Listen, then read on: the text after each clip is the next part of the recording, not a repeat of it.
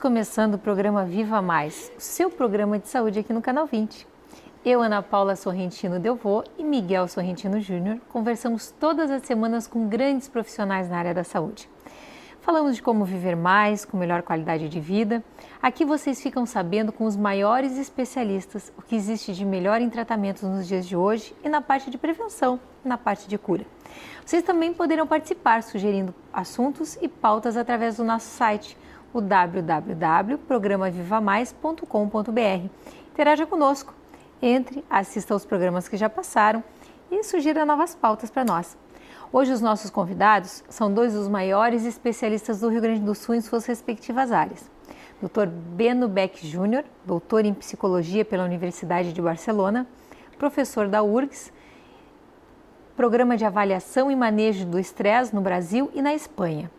E Dr. João Batista Rodrigues, quiropraxista, formado pela Palmer College e professor da Universidade Fevale. Sejam muito bem-vindos. É um prazer tê-los aqui conosco hoje. Prazer a todos. Mas vamos começar falando de uma coisa que não existe muito hoje em dia. Como é que se faz uma avaliação de estresse? Olha, ela pode ser bem simples, né? A gente procura fazer isso em consultório também, em grandes programas, né? Para fazer grandes programas, por exemplo, eu no momento tenho um programa de 2.300 adultos na Espanha. Eu treinei um grupo grande de investigadores, também treinei na parte de comunicação para fazer essa pesquisa e também eles são pessoas que trabalham com esses 2.300 adultos lá. E nós avaliamos a parte de ansiedade, a parte de depressão, que são os dois sintomas mais fortes da parte de estresse. Porque todo mundo hoje fala que tem estresse, né? Estou estressado, estou estressado, estou estressado. Mas o estar estressado, então, envolve ansiedade e depressão? Como é um programa educativo, eu vejo sempre como educação o grande negócio na televisão também, certamente nós devemos dizer, existe estresse e estresse. Existe um estresse que é bom. Por exemplo, o estresse que a gente fica aqui no momentos anteriores e o pessoal por trás da câmera fazendo sinal, atenção, tal, vai entrar e tal. Isso aí é um estresse bom, as pessoas sofrem bastante, alguns sofrem inclusive e tem que tomar algumas coisas para ficar um pouco mais relaxados. Né? Não é o nosso caso isso aqui. É uma curiosidade, deixa eu te interromper um pouquinho. Sem dúvida. Porque trabalhava com televisão antes, né? Eu passei um tempo na RBS, na Bandeirantes, porque eu estava vinculado ao esporte. E a gente estava batendo um papo, depois nós vamos voltar para a avaliação do estresse, tá? Mas eu acho isso muito interessante, porque tem gente que é antigo na televisão, a gente olha na televisão e são pessoas que parecem que nasceram na frente da televisão e que sofrem com a câmera. Exatamente. O grande problema é aquela lente lá. Eles sabem que atrás daquela lente tem um monte de gente, mas não é um monte, é um montão de gente, milhões às vezes. E aí isso dá um problema sério, eles não sabem o que vão fazer com as mãos, eles sabem que tem gente que está analisando como ele mexe na cabeça, né, o que ele fala e ele fica muito estressado. Então o nível de ansiedade fica muito alto e isso interfere diretamente no cérebro. O cérebro faz um estreitamento da atenção, o sujeito não pode, por exemplo, ter uma atenção difusa, que é a principal do ser humano para as suas funções, e ele faz um estreitamento. Por exemplo, o sujeito é assaltado, ele fica tão estressado, ele fica no nível de ansiedade tão alto, que ele só consegue colocar nos olhos do ladrão ou na arma. Em geral, na arma, porque ela é muito, muito mais perigosa. Depois, lá na delegacia, o delegado pergunta, ele era alto ou baixo? Ele era gordo ou magro? Ele era preto ou branco? Ele tinha bigode? Não sei. O sujeito não lembra absolutamente nada. Então, na televisão também acontece isso. O sujeito, para soltar um pouco a voz, as pessoas tomam alguma bebida tipo como cerveja e alguns até whisky e cunhaque. E às vezes passam até do ponto. Mas isso é uma minoria, não é todo mundo. Mas é devido ao estresse. A avaliação do estresse, então, nós temos que ver ansiedade e depressão. Ansiedade, o planeta está hoje tomado em níveis de quase 60%, em níveis que faz sofrer o ser humano. E depressão chega em nível de 40%. Então a gente tem que avaliar isso e depois apresentar. Eu espero que a gente possa apresentar algumas estratégias simples para que o telespectador possa também aplicar em si e dar uma diminuída no seu estresse. Mas para voltar ao estresse, esse estresse que nós temos logo antes de começar o programa, ou uma partida, ou uma prova. Esse é o estresse bom, né? É um estresse bom. E quando ele passa os níveis do sujeito, o sujeito começa a sofrer, então esse é o estresse, né, que realmente é prejudicial. Isso não tem a ver assim com a preparação, na verdade, com a pessoa se sentir mais preparada ou menos preparada? Olha, os autores, um chama-se Erickson, que não é minha área, eu não sou psicanalista, né, e não pretendo ser minha linha cognitiva comportamental. Aqui e agora, o que eu faço com isso? Né, que para mim é mais importante. Mas o Erickson dizia muito bem que uma coisa importante é a confiança básica. E quando ela nasce de 0 a 1 ano de idade, bom, eu nem sei disso, eu não sabia, porque de 0 a 1 ano eu não tinha consciência. Mas é a maneira como a mãe, em momentos de pânico da criança, ela pega de uma maneira adequada, põe, né, e dá uma passadinha de mão assim, tal coisa, e isso passa para o bebê confiança básica, que todos nós devemos ter para atuar bem nesse mundo. A gente pode até adquirir depois, na clínica, pode adquirir, mas esse momento da confiança básica é super importante. Passa uma mensagem que o neném não percebe, mas fica impregnado nele, de que no futuro, quando eu tiver uma situação de pânico, coisa assim, eu tenho certeza que eu também posso dar uma manejada nele. Então, para as mães que estão ouvindo, porque tem muita mãe nova, né? Sim. Isso eu achei uma dica muito legal. Sim. Então, de 0 a 1 ano, tem estudos que se o nenê passa por uma situação de estresse, a mãe aconchega e dá conforto, isso vai levar para o resto da vida. Certamente. Eu tive uma experiência pessoal com meu filho, tinha mais ou menos uns 2 anos. Começou a gritar, chorar no berço, coisa e tal. Tu foi lá e aí eu disse, o que foi, filho? Tal, né? Mas não chegar correndo, sabe? Passar toda aquela coisa de pânico também da mãe. Não passar ansiedade. E eu disse, o que foi, filho? Os cachorros querem me morder, tal. E onde é que estão os cachorros? Aí ele disse, ali e tal. Aí eu olhei, tinha realmente com umas sombras assim, tal, com a luz e tal, uma coisa assim parecida com um cachorro. E eu disse, sim, os cachorros, mas eles já vão embora. Pode olhar para lá que eles não estão mais aí. Os cachorros estavam latindo, realmente tinha uma coisa real. E foi associado esse pânico com... Então, assim, se é feito de uma maneira, vê bem, com 2 anos, é de 0 a 1, diz mas esses posteriores a 1 ano, situações de pânico, o sujeito manejando de um modo adequado, vai impregnando a criança de uma certa confiança básica. Isso dá para falar o programa inteiro, assim, confiança básica. Então, assim, de vez em quando com os alunos eu pergunto, quem é que pensa quando vai no restaurante, o que está acontecendo lá dentro na cozinha? Muitos levantam a mão. Tem certeza? Tanto é que o programa que foi estabelecido há uns 10 anos atrás, assim, convidando, visite nossa cozinha. Lembra que o pessoal começou a abrir a cozinha? Porque o pessoal não tinha confiança na cozinha. Né? É interessante. Mas nós vamos fazer então só de confiança básica, porque eu tenho certeza que todo mundo quer ter confiança e passar confiança para os filhos. Mas claro, isso vai ficar para o próximo. Nós vamos continuar no estresse, mas nós vamos fazer um depois sobre confiança, doutor Beno. Tranquilo. O que eu tinha te perguntado a respeito desse estresse bom, na verdade, né? Porque assim, eu normalmente, isso eu estou reportando para a minha vida. Certamente. Tá? Por exemplo, na cirurgia plástica, que é uma coisa que é o meu dia a dia, que eu já participei, a gente já participou de alguns congressos, fazendo demonstração e tal, mesmo com gente olhando, a gente sabendo que são pessoas da área e pessoas críticas, mas como é uma coisa que está acostumado a fazer, tem um determinado estresse, mas aquilo não te causa maior problema, aquilo flui, né? Com determinados esportes que não é o meu dia a dia, né? Às vezes assim, vai fazer um joguinho besta, um joguinho de tênis besta, com pessoas que tu tá jogando pela primeira vez, tu não quer deixar uma impressão ruim, eu fico muito mais estressado do que operando, que é o meu dia a dia. Certamente. Então, mas não é o teu métier. Não, exatamente. Então tem muito a ver com a habilidade, na verdade, né? Com o que o cara está acostumado a fazer. Né? Mas nesse congresso que tu está falando, por exemplo, acontece assim, tem profissionais que vão ali realmente para colaborar e coisa também. E tem um sujeito que quer te fazer de moldura para ele. Aí ele diz, não, mas não é bem assim, coisa e tal, tudo aí. Sim, sempre tem. Aí tem gente que fica entesando com ele, o conferencista, que não tem experiência, vai entesar com ele. Em geral, não tem, mas não é bem assim e tal. Aí imediatamente eu manejo, tipo assim. Opa, que coisa boa. Não, nem digo isso, mas aí o cara diz, não, mas a minha é diferente. Aí eu digo, mas então, quem sabe tu nos proporciona uma explicação, uma teoria aqui para nós, que eu vou aprender e tal. Bom, aí mata o sujeito. Esse chato existe em qualquer lugar, né? Realmente. Em que nível o estresse interfere com o teu trabalho, João?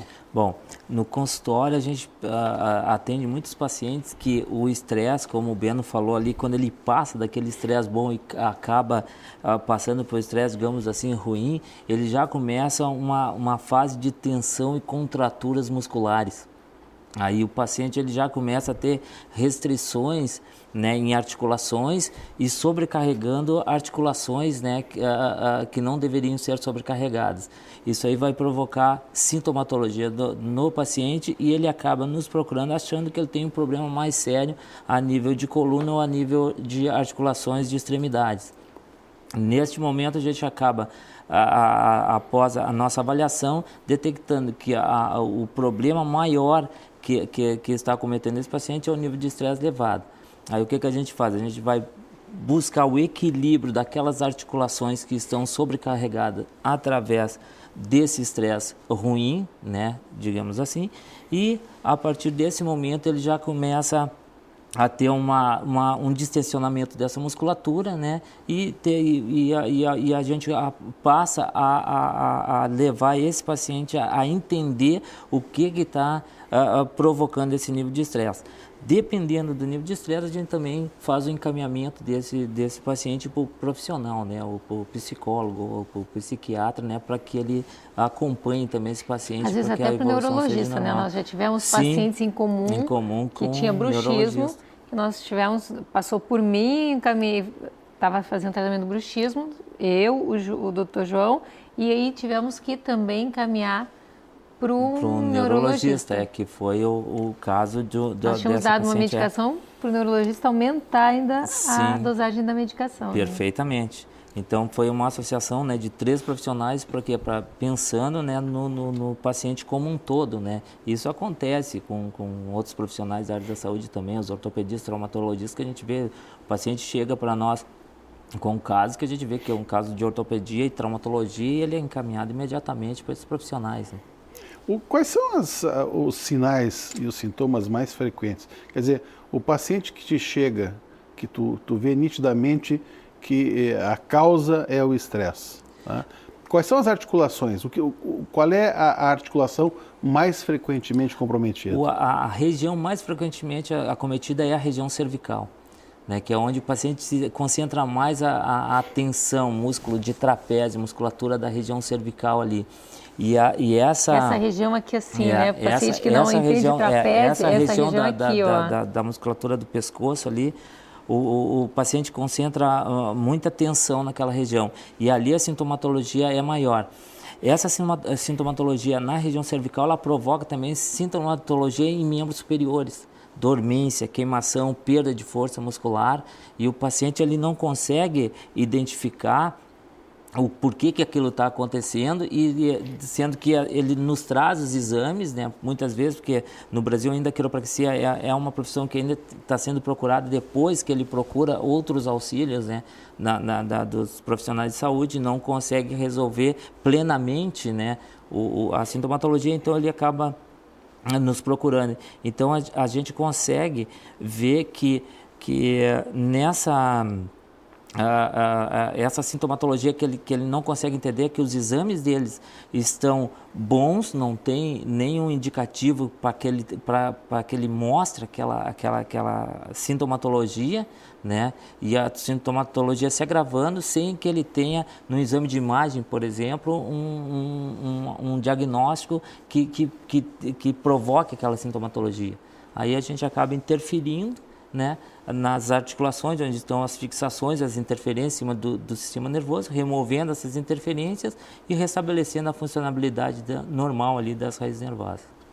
É o interessante que a quiropraxia, para quem está nos assistindo, né, é um ajuste da coluna vertebral, né? Até o Dr. João trouxe a coluna ali, Sim. Ele faz um ajuste que faz todo um equilíbrio, né? Perfeitamente. A gente busca onde tem as interferências, né, remove essas interferências com a finalidade de restabelecer, né, a funcionalidade das E eu acho que é interessante também a gente deixar claro, né, João, o que é a quiropraxia e a quiropraxia, né? São duas coisas bem diferentes que as pessoas muitas vezes não conhecem. É um prazer você estar conosco, né? Mas nós estávamos falando hoje sobre estresse. E nós temos duas pessoas maravilhosas, o Dr. Beno Beck Júnior e o Dr. João, que está aqui conosco. E nós estávamos falando justamente sobre como eliminar o estresse. O Dr. Beno hoje vai nos dar dicas de como lidar com isso. E nós estávamos falando sobre a diferença do quiroprata e o quiropraxista, né, Dr. João? Isso, qual é a diferença? Porque um tem formação acadêmica e o outro é só técnico, é isso? O outro às vezes nem técnico, né? Por isso até foi oportuna, né? Foi oportuno o questionamento, porque muitos se dizem, né, quiropraxistas até, né, ou usam a nomenclatura de quiroprata, e eles não são com formação de nível superior, né? Quando muito um curso técnico, né? Ou às vezes nem isso, às vezes o massagista vai lá, faz um curso de massagem e acaba fazendo manobras, né, em pacientes, né, em pessoas que sem o conhecimento necessário para isso. O quiropraxista não, ele é um profissional de nível superior, a formação é de 5 anos, mas para esse profissional se formar em 5 anos, ele tem que estudar em turno integral, senão se ele for estudar em turno único, essa formação pode levar até 7 anos. Então essa é a diferença. É uma formação universitária super séria. Super séria. Porque assim, ó, uma coisa que eu noto, porque sempre que a gente lida com bruxismo, normalmente a gente encaminha para um quiropraxista, né? Sim. Então, muitas vezes, quando eu vou encaminhar, diz, mas eu já fui e não deu certo. Então, normalmente, costumo dizer assim, tem certeza que era um quiropraxista? Porque eu tenho o hábito de ir pelo menos 2 vezes por mês.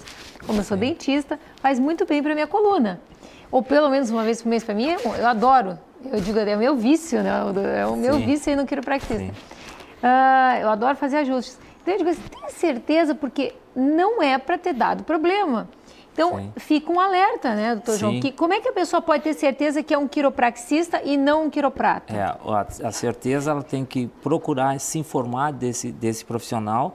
Tem a Associação Brasileira de Quiropraxia, onde os profissionais que estão relacionados ali dentro do site da Associação Brasileira de Quiropraxia são profissionais formados. A associação só aceita profissionais de nível superior.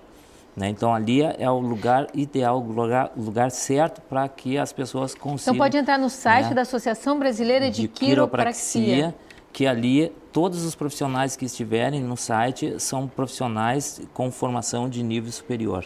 Olha que importante isso, porque a gente entregar a coluna da gente para alguém que não tem formação acadêmica, aí sim acaba dando problema, né? Com certeza, pode criar um dano maior do que aquele que o paciente vinha apresentando. Porque as manobras do pessoal que não tem a formação de nível superior são manobras amplas, sem testes específicos, sem análise de exames por animais. Alguns pacientes nós temos que avaliar até exames laboratoriais para depois a gente ver onde nós vamos mexer e a especificidade de cada ajustamento que a gente vai ter que fazer para resolver aquela sintomatologia, aquele problema que o paciente está apresentando, porque se tu tem um desnivelamento, tem uma interferência em cima do sistema nervoso, existem compensações. E às vezes esse pessoal que não tem esse conhecimento, ele acaba mexendo nas compensações ou em outros locais que nem são as compensações e nem as interferências principais, e isso acaba causando um dano bem maior para o paciente. Gente, é só pensar, imagina entregar a sua coluna para alguém que não tem 5 anos de estudo para mexer nela. Imagina que coisa séria, a gente vê as pessoas, né, que ficam sem poder caminhar com problema de coluna, entregar sua coluna para alguém que não tem condições de atender, né? Mas é uma ciência nova no Brasil, né, João? No Brasil ela entrou há 11 anos, o Beno ali, ele participou deste processo, né, que a Fevale teve um projeto, né, executou um projeto que trouxe a quiropraxia para a América Latina. Né? Então, nós temos hoje curso superior na universidade e e com essa formação, né, de 5 anos ou 7 anos, dependendo de como o aluno vir. Nos Estados Unidos e na Europa, eles já, a profissão já existe há mais de 100 anos, inclusive em alguns estados americanos, até na sala de parto, já por lei já tem que ter um quiropraxista, porque às vezes pode ocorrer uma subluxação ou alguma interferência, né, no bebê, no processo de nascimento. Ele passa na avaliação pediátrica e passa pelo quiropraxista para ver se tem ou não, houve ou não alguma interferência para remover. Nós temos um amigo em comum que os filhos dele, ele teve em casa, foi parto em casa, para que ele fizesse, ele é quiropraxista, para que ele fizesse o ajuste do bebê. Então ele estava explicando que o bebê quando nasce e faz o ajuste da coluna na sala de parto, diz que a criança evita um monte de problemas, né? Diz que a criança nunca chorou de cólica, a criança nunca teve problema nenhum. Otite, não tem otite, não tem nada. Tu resolve todos os problemas fazendo o ajustezinho da coluna cervical do bebê. Diz que, beleza. Partindo do princípio, né, que a interferência em cima do sistema nervoso, quando existe essa interferência, algum lugar do corpo não vai estar funcionando bem. E às vezes ele é tratado, e a resposta não é aquela esperada em função da interferência em cima do sistema nervoso. Então é aí que nós entramos, a gente busca onde tem interferência, remove essa interferência e para restabelecer, né, a funcionalidade do sistema. Isso é uma novidade para mim, que trabalho com medicina, né? Sim. Porque assim, na formação médica tu passa pela pediatria, passa por sala de parto e tal. Interessante isso, quer dizer, o pessoal faz tratamento já na hora. Já na hora. Ele não é o tratamento, remove a interferência, né? Ele passa na avaliação. Isso, E são testes específicos que são feitos, né, logo após o nascimento, e se existe, né, a subluxação é removida na hora para evitar que o paciente tenha depois, vir a ter algum problema, né? Imagina colocar toda aquela colunazinha no lugar, que coisa mais bonitinha.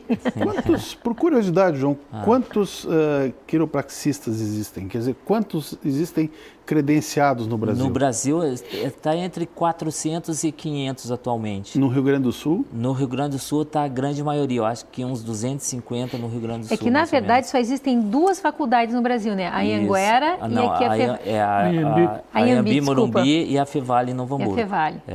Então tem 2 no Brasil, como nós somos beneficiados de termos aqui no Rio Grande do Sul, né? A gente pode fazer bastante uso disso, né? E é um benefício, porque nos Estados Unidos tem 70 mil quiropraxistas e é a segunda profissão mais procurada na área da saúde lá, né? Só não é mais procurada que a medicina, em função que a medicina trata todas, né, as especialidades, e nós direcionamos para a coluna e articulações, né? Agora é incrível, eu tive uma experiência há pouco tempo atrás, eu estava indo na Nilo Peçanha, claro, um pouquinho desatenta, eu bati com o carro. E é interessante que tu fica com aquela dor, né, da batida no carro, na mesma hora eu liguei, fiz o ajuste, na hora tu sente... O ajuste faz tu voltar toda a tua coluna para o lugar, é uma experiência maravilhosa. Né? Na minha especialização, que eu fiquei nos Estados Unidos 8 meses me especializando na Palmer lá também, lá na sala de parto, nos hospitais, acidentes do tipo que tu sofreu ali, que não houve fraturas, não ruptura de ligamentares, o paciente dentro do hospital ele já é direcionado para o quiropraxista e não para o traumato nem para o ortopedista. Ele vai ali, não houve danos ósseos e de tecidos moles, ele já vai direto para o quiropraxista para fazer o realinhamento e evitar problemas futuros, porque às vezes o organismo ele equilibra, né, aquela situação ou através de medicação ou pelo equilíbrio natural do organismo, e dali 3, 4 meses ou 1 ano, 2 anos depois, o paciente começa a ter problemas e não consegue mais relacionar com aquele ato ocorrido lá atrás. Né? Ele vai acumulando e o organismo vai tentando equilibrar, até que ele não consegue mais, e aí ele não consegue mais ligar com aquele trauma ocorrido há 2, 3 anos atrás. Sabe que é interessante? A minha filha mais nova, ela passou por vários acidentes de carro, né? Então ela começou a ter muita dor na perna. Ela está fazendo tratamento de Vários quiroprática. acidentes de carro, a mãe com batidas, quer dizer, deve ser uma coisa fantástica Sim. pagar Não. essas coisas. Mas batidinhas assim, bater, coisa assim, né?